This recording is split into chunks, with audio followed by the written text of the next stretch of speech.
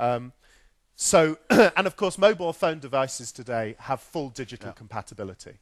So I think actually what's interesting is that the divide is lessening in those terms. It has massive impact on education in terms of philosophy, depending on where you're born and the home you're born into, which for me makes it more important that we ensure our schools create environments which young people can experience the richness of what's available to them. And it's why it goes back to my first answer, which is part of my investment. And it might not be financial. It might be in terms of time or networking. You know, one of the things for me about the future leaders of our education systems is they have to be far greater entrepreneurs. We have to be far more entrepreneurial in our outlook as school leaders. So one of the challenges I'd be laying down is how can I get the people in our community, local businesses, local organizations to help invest in those families to ensure that that divide doesn't exist. My argument would be the greater number of children you reach in your community, because they're your future employees. It's the greater number of young people you invest in now from any social background, the greater opportunity you're going to have to be able to pick from the biggest talent pool when those people are in the workplace. Is it going to happen, or is it just wishful thinking from your part?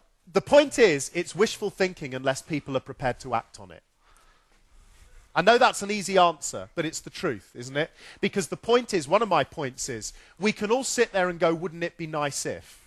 And that's great, but actually, we're going to have to take responsibility for that. We can't sit and wait for somebody else to do it for us. And in my own experience as a headmaster, that's why we achieved what we achieved. Because we sat there and said, okay, this is tough. And we could sit there and say we can't do it, or we've got to wait for a greater power to come and help us do that. But actually, for me, it was about developing that sense of entrepreneurship, the school as a core part of its community, and us going out there and trying to make things happen. So I believe, actually, the future isn't about central control and central policy. What we're going to have to do if we're going to create success in education in the future globally is we're going to have to be far better at utilizing the strengths of our communities and looking outwards as educators. So it's really small scale looking out. Yeah, absolutely. So it's that idea. In a way, it's similar to social networking principle. It's the idea of me here, but actually the power of connecting to millions of people everywhere else actually creates a very powerful movement for change, I think. My last question, I was fascinated with the list you took from Professor Jenkins. In your world, there's stuff that's not on that list. Oh, yeah. What is most important not to do? That's a great question. Boy, what's best not to do? I mean, what should we forget about? Just, you know. I'll tell you what I think that there is some. You'll see the answer, but I'm going to answer it slightly different. Maybe I'm too much of a politician.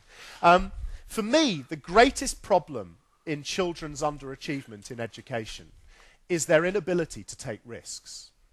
And it's the way that education, I think, teaches children about failure and making mistakes that causes that problem. And it's an obsession that's layered on us from government at every level, isn't it? Because we live in a culture that is all about success or failure, right and wrong.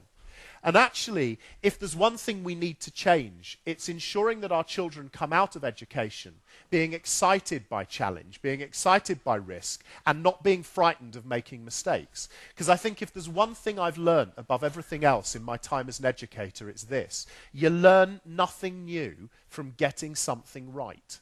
You only ever learn something new from the point of a mistake or the realization you can't do something. So I guess I'd add that to the list and transform the way things happen at the moment to ensure that happen. Okay, excellent. Thank you very much, Richard. And my pleasure. Thank you very much.